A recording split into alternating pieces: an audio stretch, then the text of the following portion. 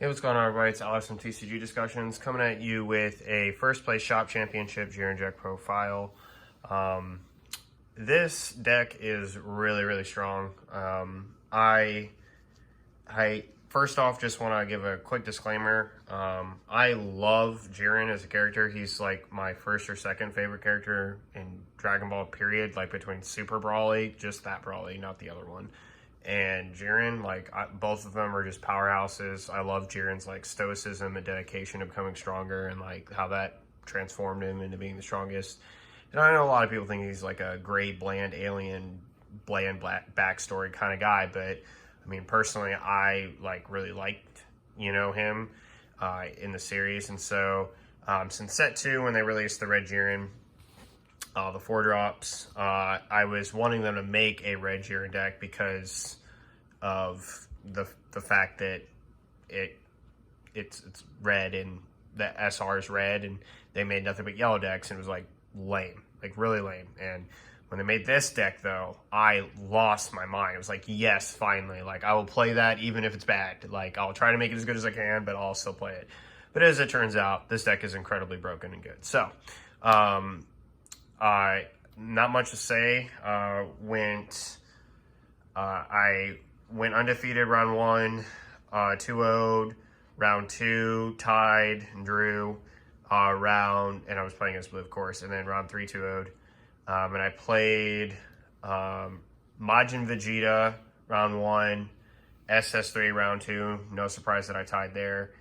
And then round 3, 2-0'd Red Brawly. And that was a really scary game. So, but the deck performed great. It's a fantastic deck. And I'll do some explaining. And let's get into it. There's going to be some cards that I don't have here. Like I borrowed one of the cards that I use for my side, and I'll tell you what it is. And then there's 2 cards that were in my main deck that won't be there anymore because of space constraints. So let's start off with the leader. So you can, he has an auto spirit boost 1, so you're going to reduce a mark on your leader, and then activate the skill, evolve skill on one of your Jirens in your hand, and you pay the, evolve cost for that. Activate main, you can add a card from your life to your hand, and then you look at the top 7 and play a red Universe 11 1-drop, and then you can shuffle your deck. This is going to generally net you 2 cards, right? So you're going to play, hopefully you play a 1-drop that either draws you a card or searches top 5. We'll talk about that when we get there. Awaken, 4 less life, untap 1, draw 1. No early awaken conditions. Honestly, if that was the case, this leader would be probably snapped in half, so it's probably good that they didn't do that.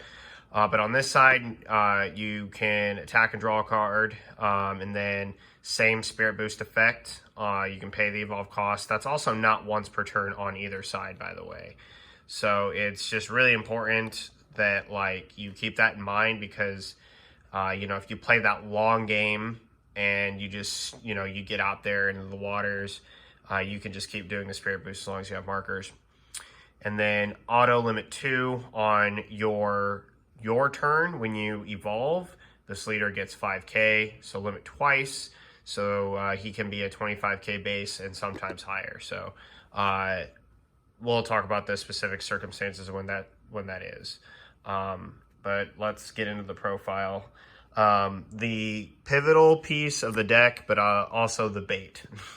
Okay. Topo, the force of destruction or obliteration. Yeah, obliteration. So this unison, whenever you activate EX Evolve, you add a marker to this card, and this card gets plus 5k.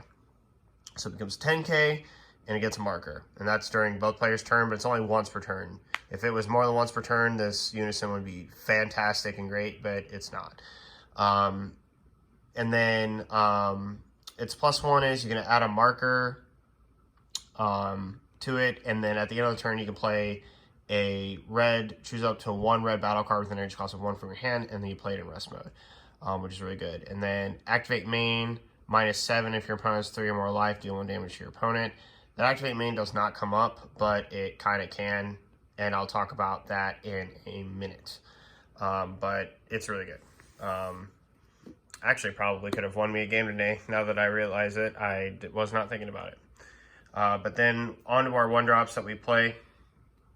We play 4 Jiren, Thirst for Power. Hang on. Woohoo. Let's get this guy up front. 4 Jiren, Thirst for Powers. This card is like really necessary, especially with the Unison and Leader. So this is going to be one of the 1-drops you play off either the Leader effect on the Unawakened side or your Topo's effect at the end of the turn. Permanent. If your leader is a Red Universe 11, if your leader is Red Universe 11, mono red Jiren cards with energy cost of 4 gain the following effect, EX Evolve for 2. So this just supports the SR if you wanted to play it. So that's kind of neat. Like if it ever like came up that like attacking cards in active mode is like super good, then it would be really good. But this auto is what we really want for, right? So you search up the top 5 for a red Jiren card, period. So that's of any energy cost, or 1 red Unison with a specified cost of 1 among them. So it searches your Unison. So this is kind of like your, you basically play 8 Unisons in the deck. And this is why this card's so good, because it searches everything that you really want to see. Next, the next obligatory 4 of that we play for our 1-drops is Jiren the Avenger. So when this card is played, auto draw a card. That's, really good. So basically, you take a life in hand and then you play a card. So you plus on that and then you get to draw another card. So it's like kind of like a +3 if you stop and think about it. And then, auto limit 1 is that you can bottom deck this card, discard a card from your hand, and then search a Jiren with a cost of 5 or less with Evolve skill and add it to your from the deck to the hand. So this doesn't search out the SR from set 2, but it searches out anything else that you would typically play. Next, we play Kunchi. So Kunchi is actually super important, and if lists don't play them, then I think they're just wanting to kind of lose. One, it matters that your 1-drops have barrier, especially when you play against red or green. This just prevents like Charismatic or Yamcha or other cards that like minus or blow up from hitting your 1-drops, because this means they have to attack to get to the 1-drop if it's in rest mode, and then you can evolve. So Kunchi is super duper good. And then so what he does is he gives all Universe 11 1-drops that aren't him his name specifically. So like if you have 2 of these on the board, they don't give each other barrier. It gives them barrier, and that's like really broken. It's playable both off the leader and the Unison, and when it's played, it draws a card, so it nets you more cards. And that is honestly, like, and if I can say, the leader's front side, its only weakness is not hitting 1-drops.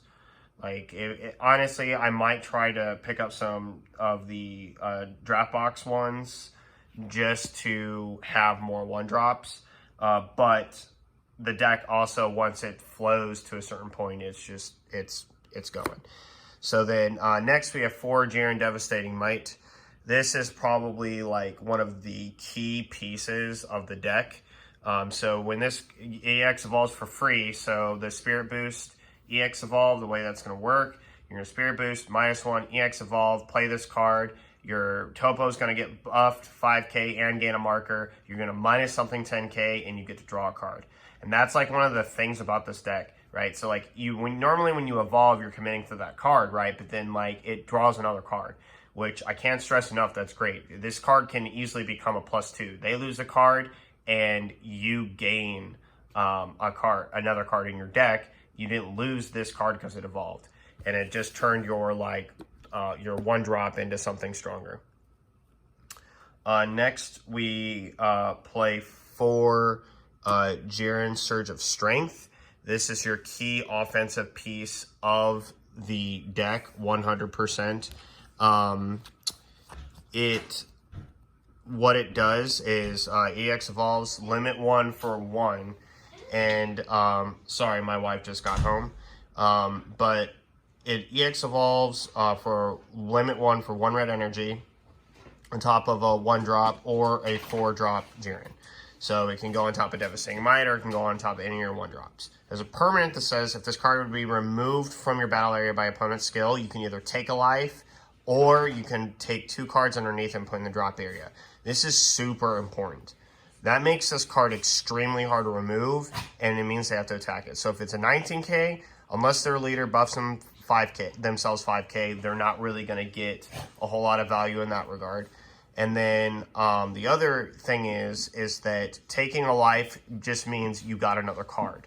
So like if you can gauge in the matchup like whether or not taking life is necessary, and then you can just kind of blow your opponent out from there. So and being a 19k dual attacker, like when you get 2 or 3 of these on the board, you just start pressuring your opponent to death, and like they can't really do anything. Next we play, sorry, that's my dog Lucy, she's super excited because my wife got home. Next we play 3 Jiren Zenith of Power. We did play 4 in the tournament, but I would cut this to 3.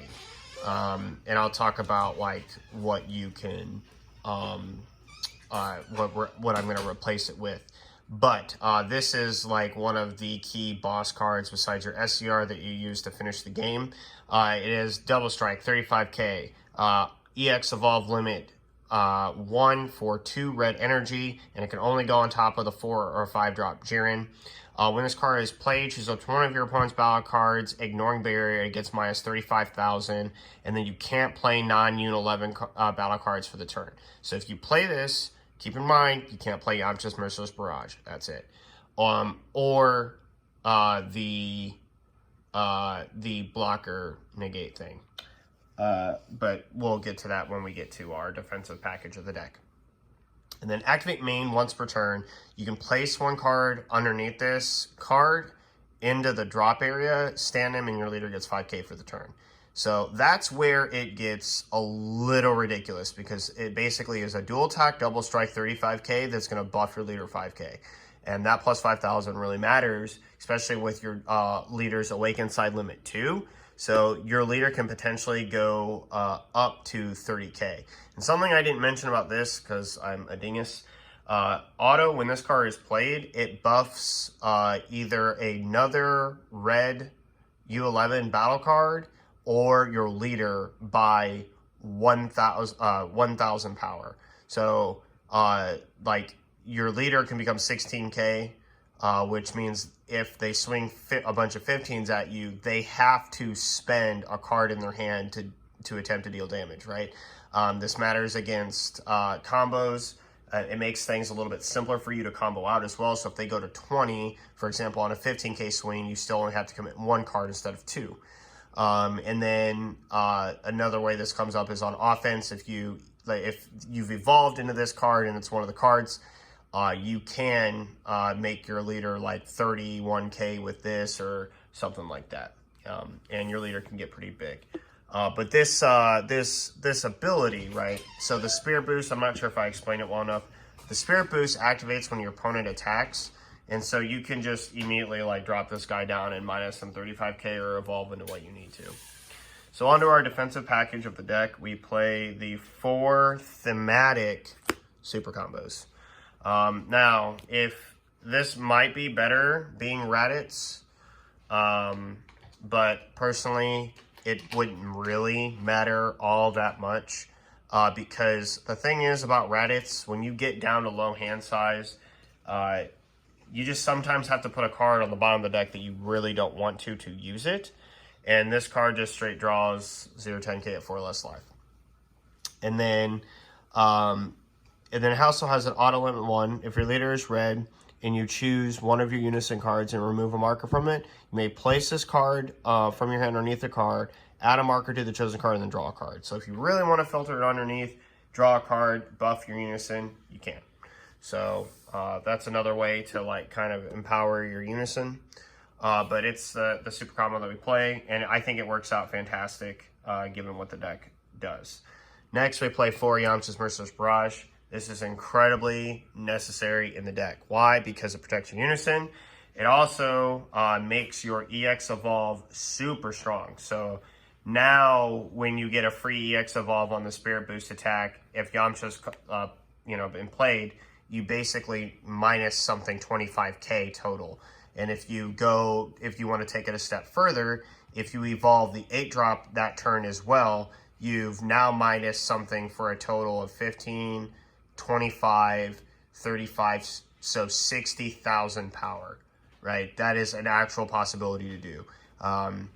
And the minus 35 is going to ignore barriers. So like it gets really kind of crazy. And I think Yamcha's Merciless Barrage, I was playing it at 3 and testing, and I'm glad I've bumped it to 4 for today. Next, we play 4 Topo's Righteous Aid.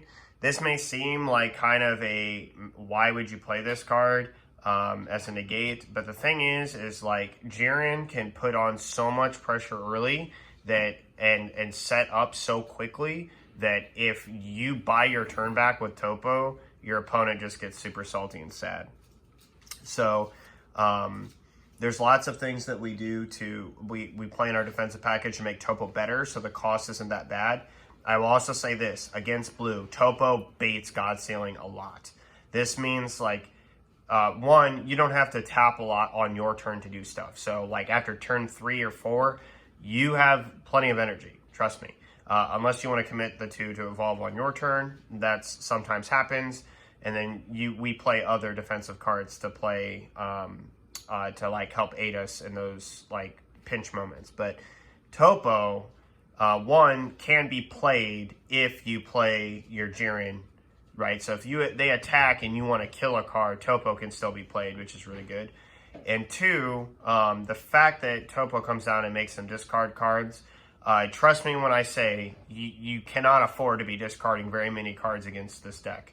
You will probably just lose the game because the amount of attack pressure you get between playing Yamcha's, this card, and your dual attack guy, it just gets to be a lot. Like, it's really, really, really powerful. And him being a 20k body is really good. And against blue, they don't want to discard their cards, so they will most likely God Sealing this, which makes your SCR play and your SCR, your Overwhelm, and your Zenith Jiren really, really strong. So if they hit this and you can still defend yourself, which you most likely can because of what the deck does, you're going to be very, very solid. Next, into our defensive package, we play 4 Testing the Opposition. This is an obligatory 4 of in this deck. So why is it an obligatory 4 of? Because your leader has Self-Awakening. You're not going to be like, you can Self-Awaken yourself down to 5, and then once you're at 5, you start playing a huge defensive game to support your Unison. So one, you get to like activate this, and then it becomes a blocker against your Unison, right? So like that's really annoying. 2, this card is extremely busted in tandem with this one. So you do the math, right? If you negate with Topo when they swing, right, and then you play Testing the Opposition, which you get a blocker for, if they can't clear the blocker, that means the swing after Topo is 2 cards, then so it was negated by Testing Opposition.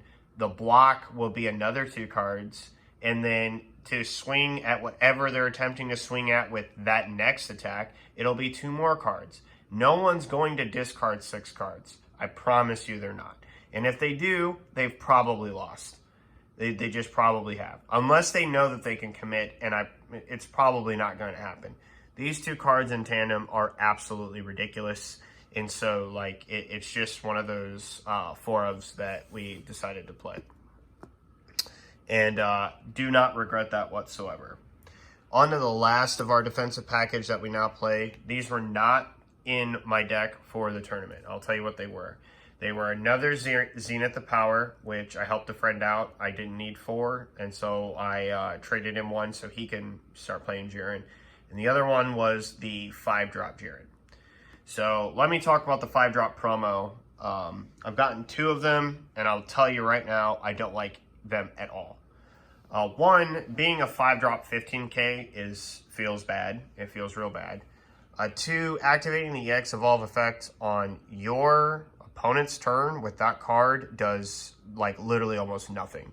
Now, I realize we're playing the thematic super combo, so what does it do? It EX evolves for free. It doesn't have a limit 1, so it can continue to EX evolve over and over and over again.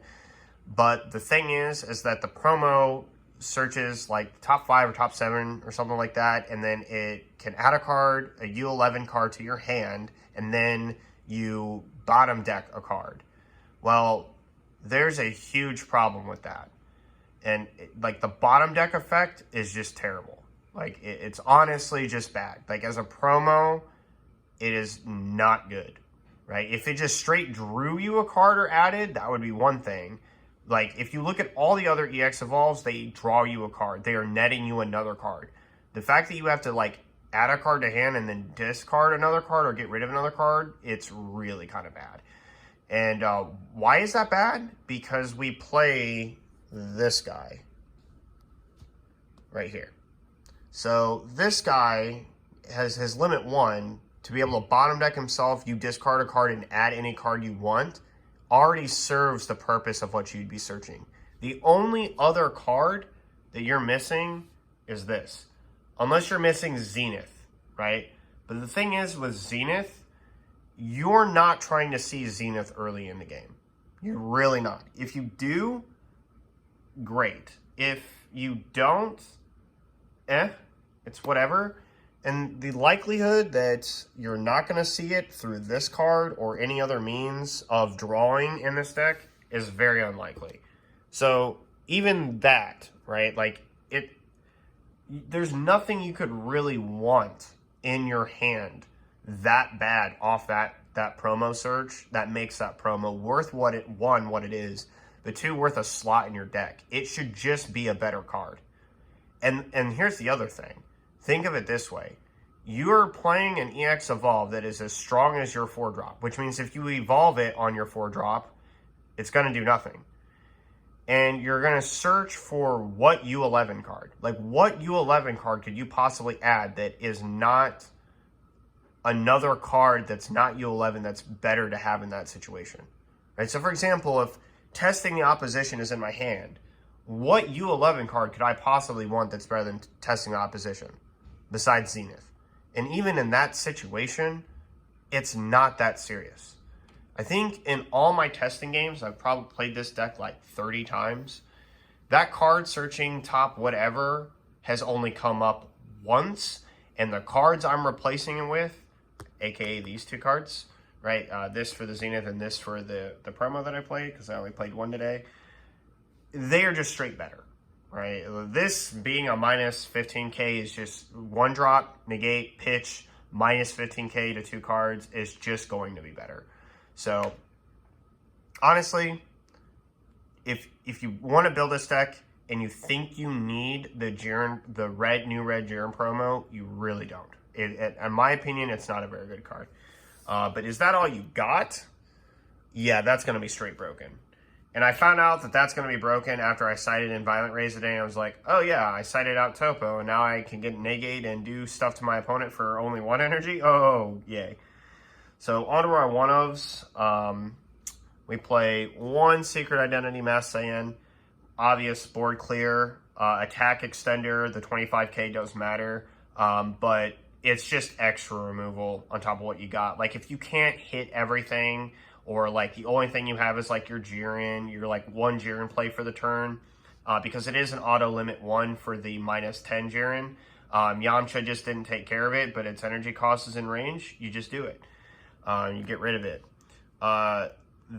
The card that 1000% needs to be on the ban list, but for some reason is not, SS4 Bardock Fighting Against Fate. This card is just completely stupid in this deck. Like, your 19k dual attackers are ridiculous, and this card's even worse. Like, I just don't understand. Like, this card being a free play is one thing. This card being a free play in this deck is a completely different story. This card is way better. I would not play 2 Fighting Against Fate. I would just play 1 and 1 of each. You want the split because this does come up, and obviously this comes up. This card has finished several games for me, and it's really stupid. Furthering to Structure Champa, we do played it 1. Yet another card that needs to be banned, and yet it's not. And I'm only talking about banned cards because I'm salty about Dark Brawly, but And this card's just dumb. Like, it just finishes games. I won a game today because my leader was like already like 31,000 base, and I buffed it to 60, 70, 61,000 or 60, yeah, like 61,000 double strike or 70,000, 71,000 double strike. It was just ridiculous. So, yeah, this is ridiculous card. And, yeah, not much to say. Champa's Champa. And the last one of that we play before our SCR is Frieza's Death Ball.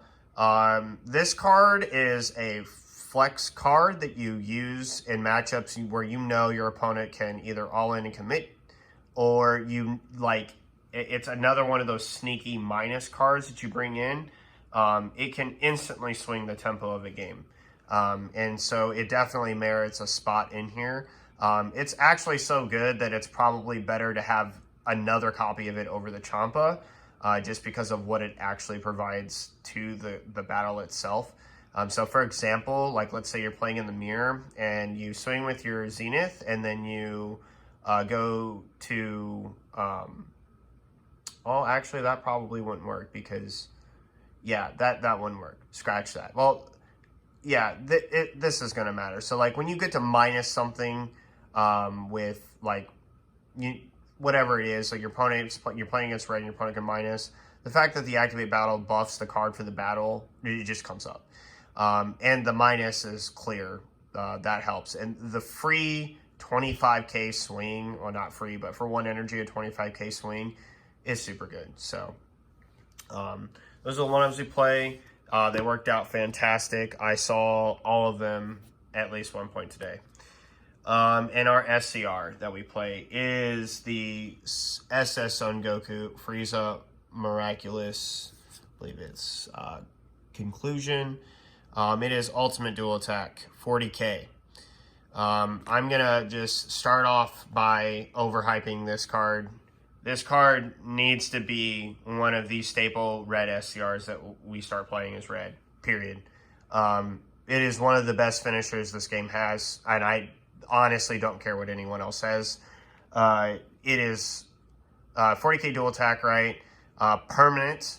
If all of your energy is mono red, you can play this card down for 5 instead of 8, which is good. It has a reduction. Also permanent. This card cannot be removed from your battle area by your opponent's skills. So if you play against blue, all that bottom deck stuff just doesn't work. So at the end of the turn, like the end of the combo, if they want to like Bojack you, doesn't work. They want to counterplay something with the baby, it doesn't work.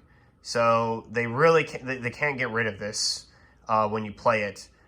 They can God Sealing it, but they can't like get rid of it once it's stuck. Then next permanent. Your opponent cannot activate counter or blocker involving this card's battle, but you can't combo. So, like, you can't combo, so it's only going to swing for 40, which is a lot. And then your opponent can't counter or block this thing. And then activate main, you can remove it from the game to deal a damage to your opponent. This card can potentially do 3 damage. And it really comes up with the Topo Unison. So I have to start thinking about that next time. Is that if your opponent's at 3 life, right, and this card drops, swings, puts them at 2, yeah, then just burn them for the last one. Almost every game that I've played this card, almost every game that I've played this card, I've won. And the only time I didn't win the game was today against blue when I drew. And the only reason I didn't win that game is because Vegeta Ready to Rumble is stupid in SS3. And blue needs to start getting things like that hit, because that's honestly just completely one-sided to play against. Like, floodgates that rip your energy shouldn't exist.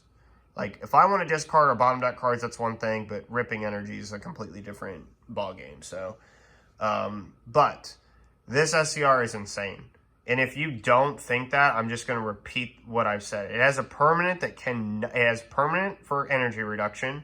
It has a permanent that says when it attacks, your opponent cannot interact with it with counter or blocker. And it has another permanent that says it can't be removed from your battle area by your opponent's skills. So it's not going anywhere. Like, it's ridiculous. The card sticks, your opponent, and it's really late, like, your opponent's dead. If you stick a Jiren on your opponent's turn, swing them from 3 to 1, they're automatically dead if the card sticks. So it's just a fantastic card, and people are not playing this card, and or they think that it's not good or that it's okay. I'm telling you, it is broken, especially in this deck. And you want to talk about dual attacks. You play a lot of cards. You put a lot of pressure between your Topo, your Yamcha, your Jiren dual attacks, your 15k, your leader getting buffed. Like, you just put a lot of pressure on. And, I mean, like, I've had turns where I've had 3 of the 5 drops on, swing dual attack, dual attack, dual attack, dual attack, dual attack, 15 from Yamcha, 15 from Yamcha, 20 from Topo, leader swing, play this. Like, just, it's a lot. It's a lot. If you count all those attacks, excluding how much it would take to get over my leader because I buffed him with Evolves on the Awaken side, like, it gets to be a lot of cards that they're losing. Which means, guess what? This card goes to swing 40. I can't combo, but you most likely won't be able to combo out of it by the time this card comes down anyway. So, enough about that SCR. It is amazing, and everyone should be trying to play that, in my opinion, if you're playing red. Like, it's just that good. So, on our side, Jiren Survival of the Fittest. We played this at 2 today. I just might as well set this down. They're like the only 2 one-ofs in here anyway. Shout outs to my friend Josh. He let me borrow a second Jiren Survival of the Fittest in case I played against blue that could play Turning the Tide. It didn't come up. I almost, actually mistakenly, funny story, I almost cited this in against SS3, which would have been really bad. And then we're going to replace that with All You've Got. Really like that. So really like Is That All You Got in this deck. And I found that out after playing Violent Rays. And I'll talk a little bit more about that when I get to Violent Rays. 3 Dark Black Power Mass Saiyans, just for the matchups that you need it. It's also really good. It's really, really good against Jiren. So if you play you play against it at your locals and you want to know like what is a good tech card, this card gets the job done because it basically stops the 1-drops from being played off the Unison and the leader. So if Jiren gets more popular, we're going to see a return of this card and probably an outcry for it to be banned because it's too powerful. Then we play 4 Mechikabura, the Broken Seal. This card is absolutely fantastic in this deck. Why? Because you get eliminations of cards all the time. You get to stop a card that is going to break your turn. For example, the stupid Vegeta Ready to Rumble. I should have probably just kept my second Sided Mechikabura in my hand, dropped it on one of the turns, and said, yep, time to die.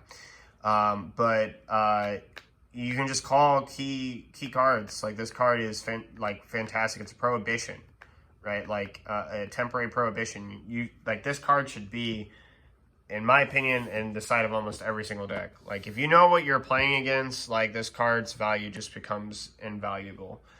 Next, we play 2 Difference of Status. It's a counterattack, Spirit Boost. If your leader is mono red, choose one of your opponent's battle cards, or I'm sorry, one of your opponent's cards gets minus 5k for the turn.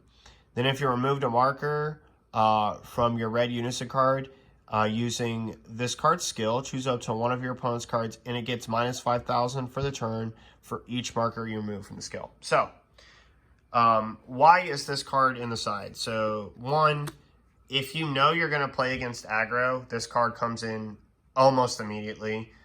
It would like replace Topo in case Topo is going to be a little too slow.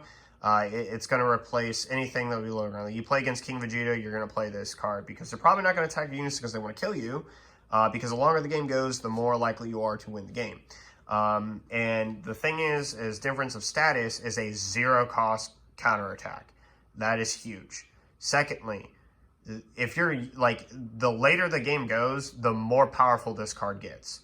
So if your Unison has like 11 markers, for example, which it can get there, trust me, it gets there pretty quick. Like, you can get like 2 markers on your turn and 1 marker on your opponent's turn. That's 3 markers in a turn exchange, right? So it can get pretty beefy pretty quick. Slide cards underneath it with, like, you know, your unison buff, whatever. And then the thing is that's really important is that whatever is attacking is going to lose something, and then you can choose something else for every single card marker that you removed. That gets really, really broken quickly. The more, like, if you have 6, for example, that's 30,000 power gone. 5, 25,000 power gone to another card.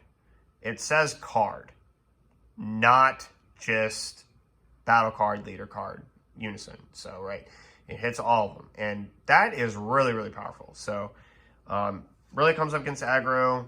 Honestly, it's a really good side card. And I definitely recommend that you that people pick these up, and if they don't have them, and play them. And last, the complete obligatory Violent Rays. This actually just completely destroyed Red Brawly in the final. Sorry, Josh, but I had Violent Rays on top of a really good Yamcha Merciless play, and it just puts certain decks like that too far behind. And it's the best red negate in the game, probably, honestly, still. If Dark Brawly was ever a threat, it's now really not a threat because of this card. But, yeah, we just, it's obligatory to play, so we play it. And that wraps it up for my shop championship. First place, Jiren, deck profile, guys. Thank you so much for watching. If you haven't checked out, or if you haven't checked it out, I have a box opening for the prizing of the shop championship. So a little bit about that. The tournament kits are like not back ordered, but like they're misplaced. They were shipped somewhere else. And this happened to a lot of stores, not just mine. And we're going to have a future tournament for that prizing. So I got a box day, a couple winter promo packs, my promo entry pack, and the box opening should be on the channel. So check that out if you haven't seen it. And I will get, hopefully, in the next tournament, I will win those prize cards. So that's it for this video, guys. Thank you so much for watching. Leave any questions about the deck down below. Any comments or suggestions for cards that you would like to see played, or you think should be played, or you think I should be looking at. Red is an incredibly powerful color right now. It's probably the best color in the game now that Dark Brawly has been axed completely out. Just that Dark Brawly's loss to black is just immense after the Vegex nerf. So yeah, and I think that Jiren is going to be one of those. It's probably going to become my new Dark Brawly. I'm going to be playing this deck a lot, so get used to seeing it.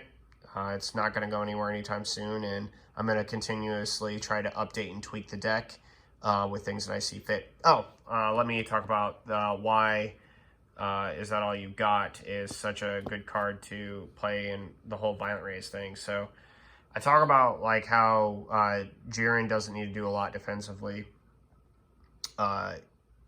offensively to like play its cards. Sorry, misspoke there. And so you have a lot of energy open. And I realized when I was playing Violent Rays that even though Violent Rays is only necessary in certain matchups, so that's why you play Topo over Violent Rays, the matchups where it was relevant, like against Red Brawly, for example, I noticed that paying 1 energy to negate and like stifle a turn or stifle like my opponent's plays was super good. And so like, Is That All You Got can serve that same purpose. But Topo and the blocker negate, I can never remember what its name is. And testing opposition, there it is. Those two in tandem are still one of the best defensive pieces in the game, period. So like those two in tandem. And so I wanted to try Is That All You've Got, just to, because the Violent Rays just felt so nice paying that 1 energy. So, yep, it's about 40 minutes. So we're going to wrap it up here, guys. Thank you so much for watching, and I will see you guys next time. Laters.